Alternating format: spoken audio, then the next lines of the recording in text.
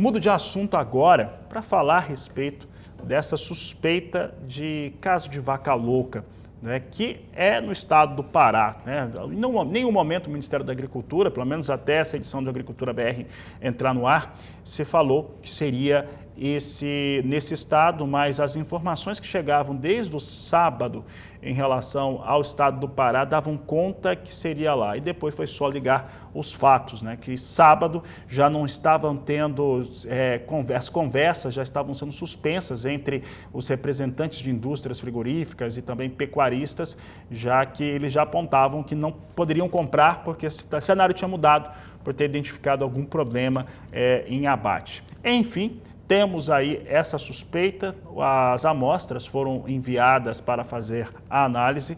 Isso nos traz muitas preocupações. Por quê?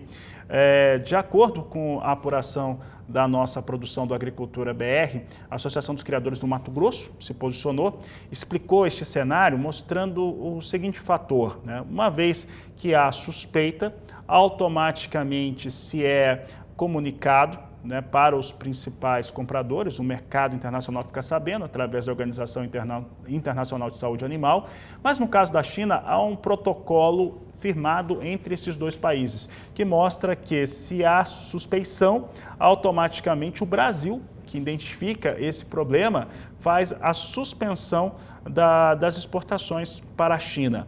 Como já aconteceu, inclusive, no ano de 2021. Foi identificado que era um caso atípico de vaca louca, o Brasil tira, só que quem tira de fato essa suspensão são os chineses. Até aí, esse elemento ele nos ocorre e traz aí uma preocupação danada para a pecuária brasileira, ainda mais no momento em que a arroba do boi gordo vinha se recuperando. Entretanto, há diferenças neste momento em que temos essa suspeita e aquele momento que foi lá no mês de setembro de 2021. O que foi que mudou? O primeiro elemento que mudou é que quando chega em setembro, os embarques que a China que recebe, né, de carne bovina em agosto, setembro, outubro, novembro, né, que são meses onde está mais caro, esses contratos foram feitos muito antes. É por isso que em setembro do ano passado, mesmo com a suspensão já em voga, setembro teve um recorde, teve um volume enorme de carne bovina brasileira entrando na China. Os contratos são feitos antes. E a China recebe grandes volumes de carne bovina, normalmente entre o final do seu Ano Novo Lunar, que são aquelas comemorações, encerraram há pouco, até o mês de setembro, ao final de agosto, setembro, são grandes volumes, depois são comercializações e entregas muito pontuais. A diferença é que naquele momento que ocorreu esse fator, a China estava bem abastecida, né? Os estoques da China, eles estavam muito bem abastecidos. Eles puderam trabalhar com essa suspensão até janeiro, liberaram, entraram em feriado de novo e só voltaram a comprar depois, exatamente do feriado do ano lunar em 2022. O que ocorre agora é diferente, eu falo isso até com uma expectativa bastante positiva, já que esse fator é interessante para a cadeia produtiva da carne bovina brasileira, é que a China vem com os seus estoques baixos, acabou de sair daquele feriado prolongado, o preço da carne bovina internacional vem muito alto, a relação, por exemplo, com a Europa absorve muito melhor essas altas, tem conseguido manter essas elevações e a China tenta fazer as suas aquisições de uma maneira mais compassada a fim de evitar os impactos de um preço mais alto. Então a China não tem um estoque tão preparado como tinha no mês de setembro. Olha, dito isso, né, são as apurações aqui do Agricultura BR, do Canal do Boi, do nosso corpo de economia, para tentar entender um pouco o que acontece, né, porque a gente tem que falar também a respeito dos efeitos que nós podemos ter.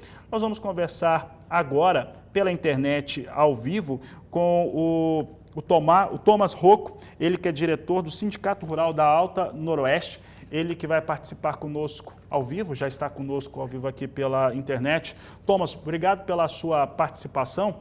Eu falava aqui a respeito desse caso, né, essa suspeita que existe em relação a ter identificado algum problema, provavelmente no estado do Pará, né? O Ministério, como eu disse, não tinha confirmado nem que era o Pará ainda, a gente sabe, por conta das informações que vão chegando. Thomas, quais são os desdobramentos neste momento que nós temos para a cadeia produtiva da carne bovina brasileira, principalmente para o pecuarista brasileiro? Boa tarde, seja bem-vindo. Boa tarde, Fabiano, todos os amigos do canal do Boi. É um momento de muita apreensão, né, para todos nós aqui, produtores rurais e pecuaristas. A gente foi pego de surpresa, né, ainda como você bem falou, né, as notícias avançando a partir de sábado, chegando no domingo, até que agora a gente tem realmente aí né, esse caso atípico sendo notificado. Então, muita apreensão aí por parte dos produtores, nós pecuaristas com muita atenção aí aos desdobramentos.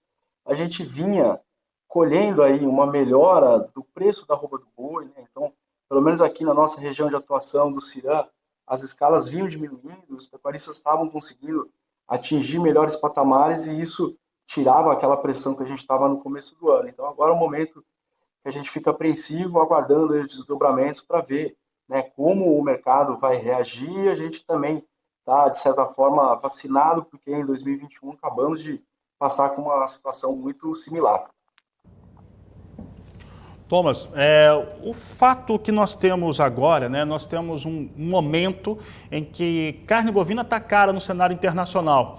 Isso ocorre também por conta de uma produção menor norte-americana e é um fator natural de mercado. O preço, inclusive, vem em escala de alta desde a última semana do mês de janeiro, pensando no cenário internacional. Esses números começaram a se refletir no Brasil, principalmente no estado de São Paulo. O estado de São Paulo é o maior exportador de carne bovina para a China. Então, aquele estado que mais abate boi China. Em relação hoje, como que o pecuarista tem se comportado e como que o próprio sindicato rural tem esperado essa informação, você acredita que isso deve trazer uma paralisação, pelo menos momentânea, nos negócios? E se tiver, o pecuarista de São Paulo está preparado? Ou pelo menos da região aí de Araçatuba? Fabiano, é muito interessante aí a sua colocação. Eu acho que realmente aqui o estado de São Paulo ele vem despontando aí, né, como grande player de exportação de gado, né? Então, quando a gente fala desse boi China, isso fez com que melhorasse a genética, a nutrição, o manejo. Então, o estado de São Paulo, aqui a nossa região também consegue ser aí a grande referência. Isso faz com que ele também consiga, né, alcançar rentabilidades melhores. A exportação ela é um player muito importante, né? Porque quando a gente vê, né, o mercado interno patinando, né, a gente com uma situação econômica difícil aqui dentro do Brasil, a gente conta com as exportações para ajudar a fechar a conta lá dentro da propriedade. Então, a gente fica apreensivo, né? No Cirã, praticamente a gente vem falando toda semana, né, o produtor rural ele tem ferramentas no mercado que auxiliam ele a diminuir o risco. Então, quando o produtor começa a pensar em travar os seus preços, em escalonar essas vendas, ele consegue se defender porque a gente é tomador de preço. E uma vez tomador de preço, a gente precisa se defender. Então, hoje, a grande missão do produtor rural para poder ter rentabilidade é fazer essas travas de mercado que vão ajudar ele a se defender desses fatores que não estão na nossa mão. Thomas, para encerrarmos aqui a nossa entrevista, o que o pecuarista, aí eu estou falando principalmente com o pecuarista brasileiro, produtor rural, como que ele deve se portar neste momento, principalmente em termos de tranquilidade? Hoje, o nosso grande problema, o Brasil é um país extremamente grande, a realidade de produção agrícola, pecuária, industrial, de comércio, seja lá o que for, elas são bem distintas. Mas no caso específico da pecuária, da criação de animais, eu estou falando disso pensando também em problemas que os países vizinhos aqui na América do Sul estão tendo com influenza aviária, o risco que isso traz para o Brasil e pensar também que a realidade dos estados do sul do Brasil, por exemplo, é muito diferente do estado do Mato Grosso. São distâncias e distanciamentos e realidades mesmo de produção bem distintas. Pensando especificamente neste caso, o que você diria para esse pecuarista, não só do estado de São Paulo, mas também de todo o Brasil, pensando também numa realidade que o Brasil precisa ser visto também dentro do seu corpo todo. É um país muito grande, precisa ter também uma divisão no que se fala a respeito de qualquer possível doença que se dê na criação de animais. Fabiano, o Brasil é uma potência agroexportadora. Então, aqui os nossos protocolos sanitários são referência aí a nível mundial. Então, a gente tem um país continental, mas esse protocolo ele consegue atingir aí a todos os estados do Brasil, né?